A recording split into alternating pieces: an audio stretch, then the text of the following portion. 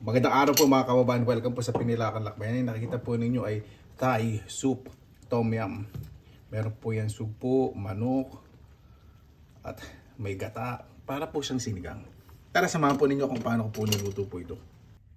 Magpakulo po tayo ng tubig. Ang pagluluto po nito para rin sinigang. Siyempre yung ingredients, iba. Lalagay po muna akong kamatis. Yung tom yum po talaga. Kailangan medyo maraming kamatis. Maglalagay na pala ako ng ginto. Nalagay ko na yung ginto. Po ng sibuyas.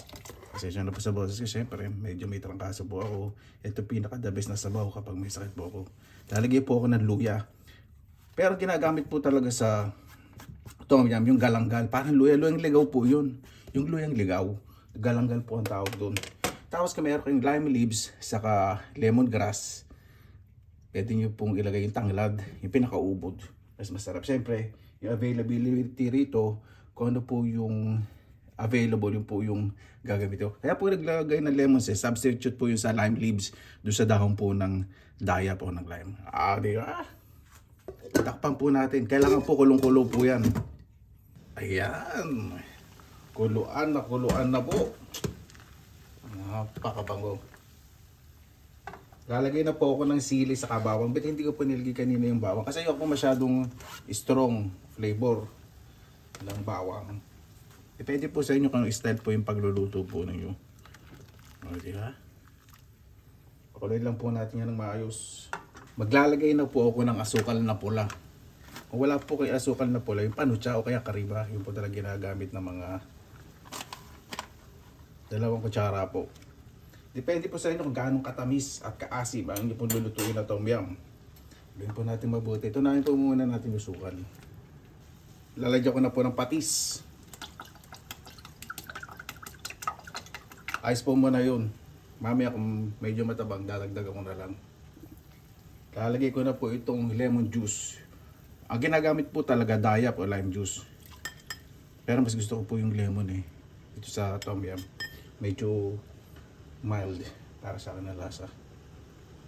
Tigman ko po muna kung okay na yung tamis, alat at anghang.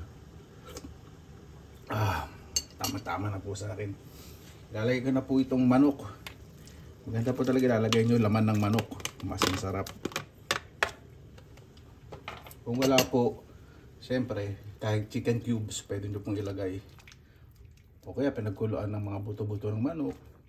Masarap din po yun, balasa. Pakuloy lang po natin. Kailangan po lutong-luto po yung manok. At syempre, ang isang kulang po dito yung button mushroom, yung puti pong mushroom. Ayoko po lagyan ng fungi porcini kasi may iba po yung lasa. Gusto ko po yung medyo nalalapit sa authenticity ng lasa ng tom yum. Diba? Napag-desisyon ako pong maglalagay ako ng fungi porcini. Penny one. Ito po yung yang. Okay lang kasi lasang karne naman to, lasang mild chicken. So, setting ko naman mag-fit. Huwag lang yung chanterelle, medyo mushroomy yung lasa. Yung ganito mga mild. Mga mild na mushroom po ang pwede nyo pong ilagay. Ayan.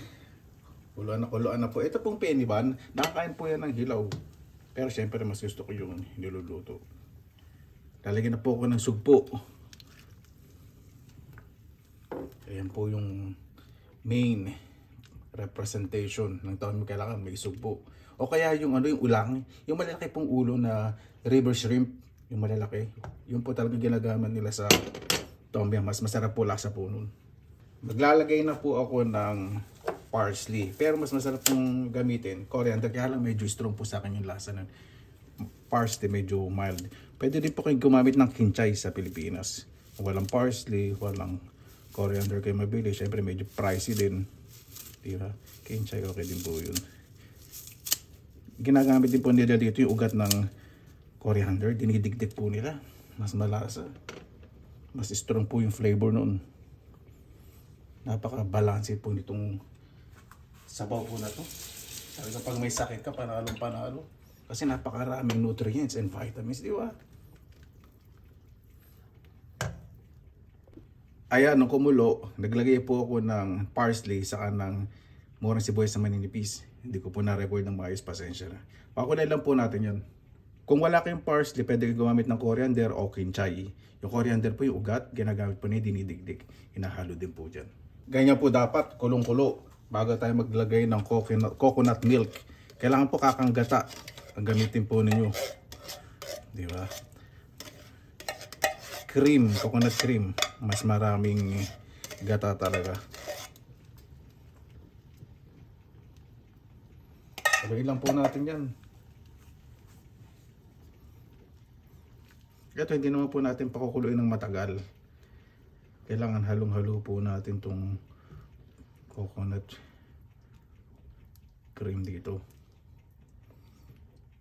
Pag kumulo na isang beses, patayin na po natin kasi mamumuo po yun kakang gata. Ayan! Ready na po! O, di ba? Mas maganda po gumamit kayo ng pulang kamatis, yung hinog na hinog, para mas maganda po yung kulay. Kaya na po tayo. Mabuhay! Yan! Maraming salamat na po sa Panginoon. Nagkasama-sama na naman po tayo. Nagtitinatrangkas po dahil kahapon po sobrang lamig lumabas ako. Kulang po yung damit na suot ko. Bago tayo mag-umpisa, pasalamatan po muna natin ng Panginoon. Panginoon, maraming salamat na po sa binigay niyo po sa bibigyan na ibigay sa akin na ito na bawat sa puligtas. Lalo na po yung mga malayo po sa kanilang mga mahal sa buhay. May pinagdadaanan po mga sakit, spiritual, emotional, physical, at lahat po. Naway gumaling po kayo. Bahala po sa isinusukon na po namin sa inyo lahat sa kanang susukin. Sana po natin yung ko po ay apple juice. Yan. O, diba? Talagang dinamihan ko po. Kasi hindi ko alam kung kailan itong trangkaso ko.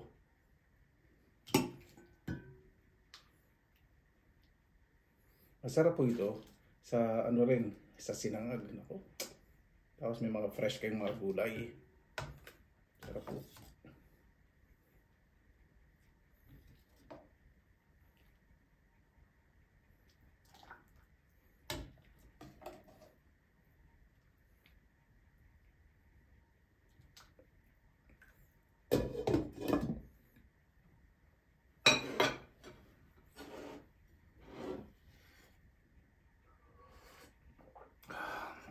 Pakasarap. Tama yung asim, alat, tamis, anghang. Konti lang po yung kakainin ko kasi gusto po itong dome marami.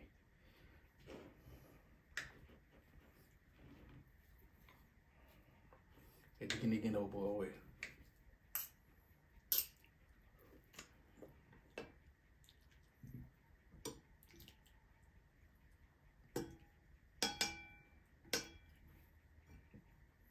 Kasi namihan ko po talaga yung sabaw. Kasi gusto ko po, pag nakaupo ako, higit ko pa ako sabaw sa mag.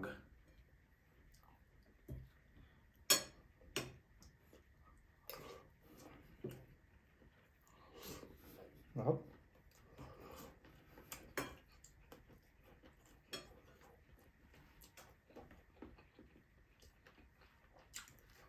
Diba naglalagay din po ng chili powder para mas makulay.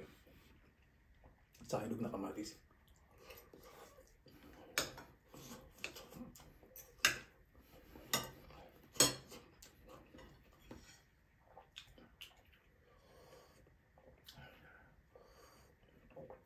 Sarap.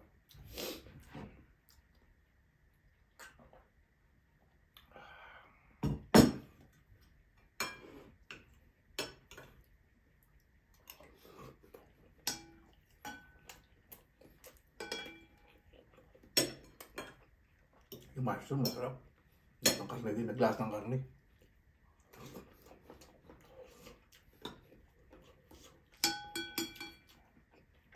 Na-absorb kasi yung flavor.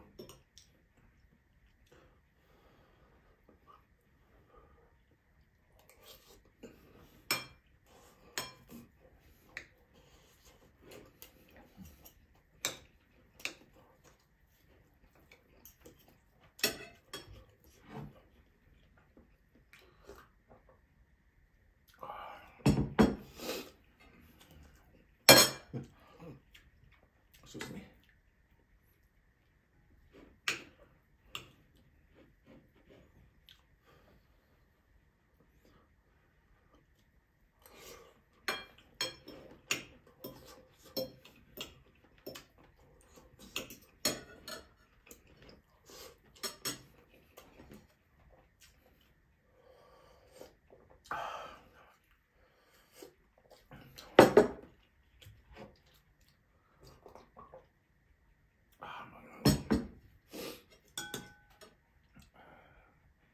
Sarap nito nung soup po sa kanong manok.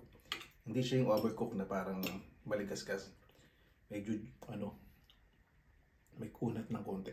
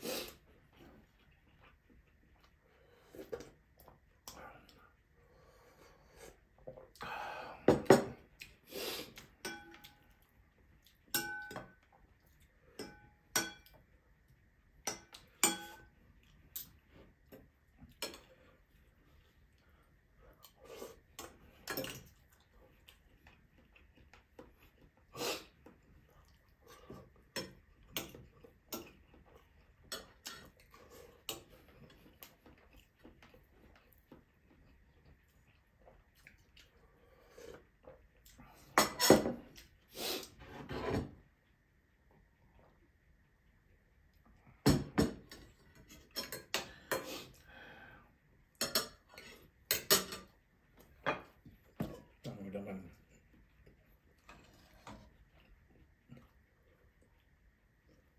Ano sa luya? Saan ng luya pag pinakulo?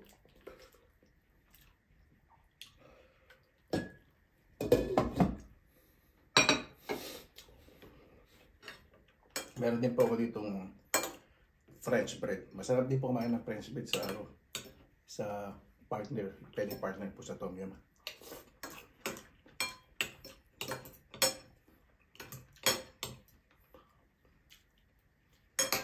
Ayan. Ang tayo sa French bread at soup.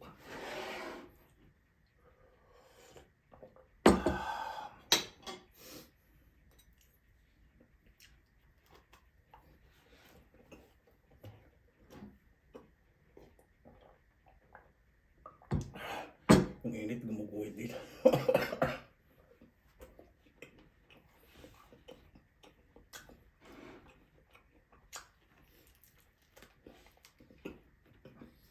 Sarap na kunat.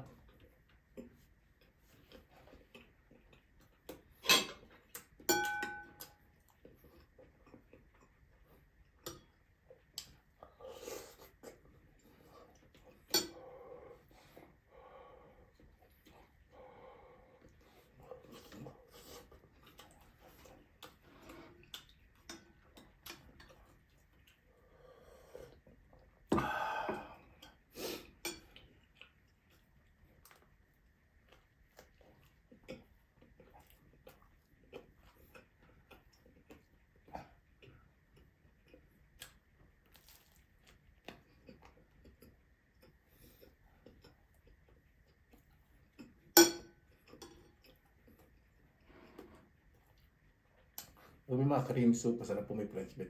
Kahit po sa salmon soup ng ganito, yung cream, sarap.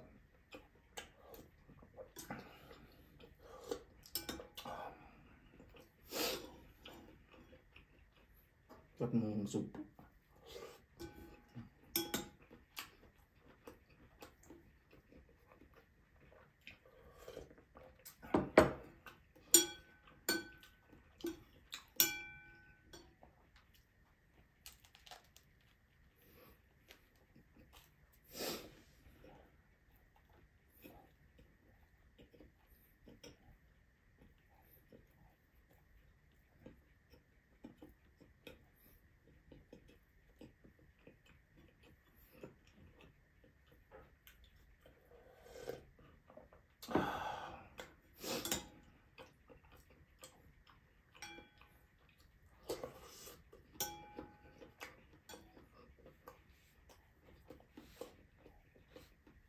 Kapag may gata po talaga ko rin, tagal po bago lumamig, ano, mainit na mainit.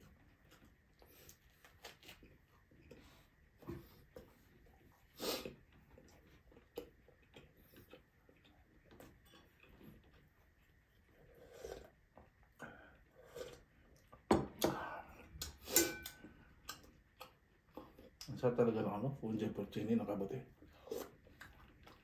Diyan sa lasang kabote. Pag hinahalo po sa mga ulam, kung ano pinasa no, yung gano'n nagiging lasa ng kabote, sarap.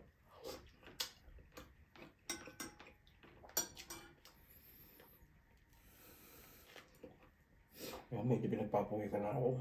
Salamat ka na.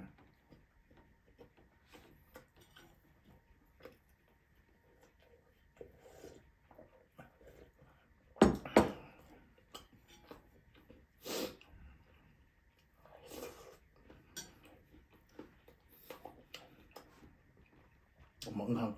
Kapag lumalamig, manghang.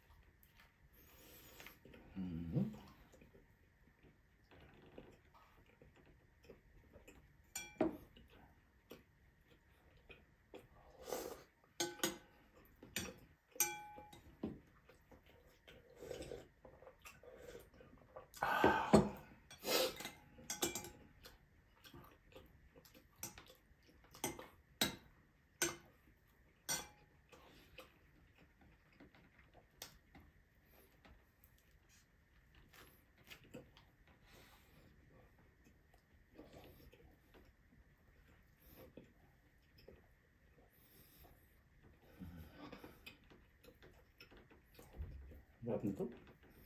Gusto ko talaga sa French bread yung makunat. Pag hindi mo makunat, hindi ako nag-enjoy. French bread lang po ito, yung mahaba.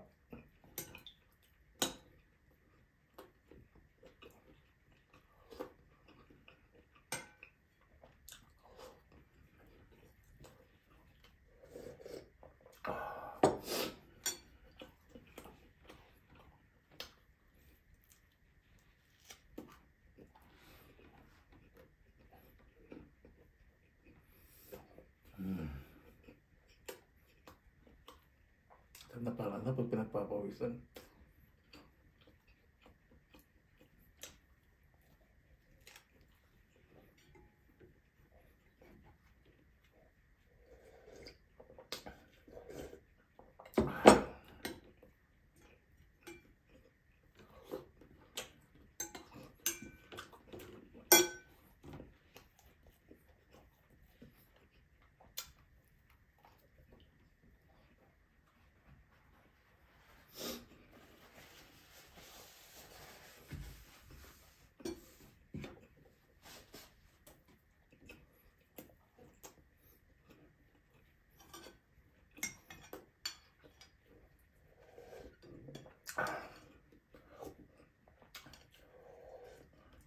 Ayos na yun. Yung ang lumalabas sa talong ko. Lumalabas na sa anit ko.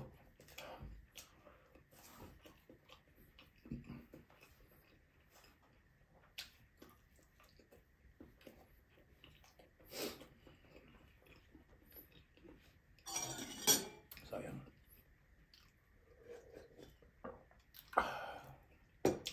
Kumain po kayo ng mga ganda po.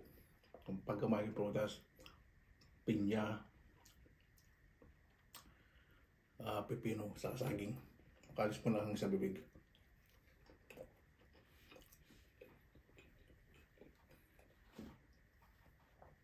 Nakita niyo po mga tayo pag kumakain parang mumukbang lagi may pepino.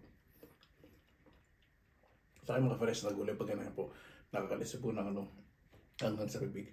Wina-wash out kasi dahil sa liquid.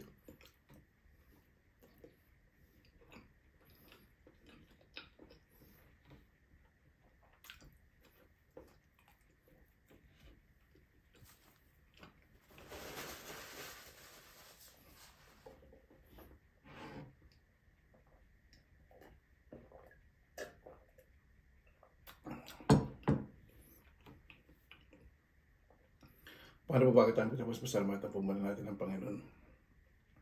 Panginoon, maraming salamat na po sa biyang binigay po sa amin. Naway ang bawat isang pagkaan mo pinagdadaanan, kung may sakit, kalungkutan, o malayo sa pamilya, sa buhay, mga problema, pag sumog dumarating, pag po sumuko, lumaban po.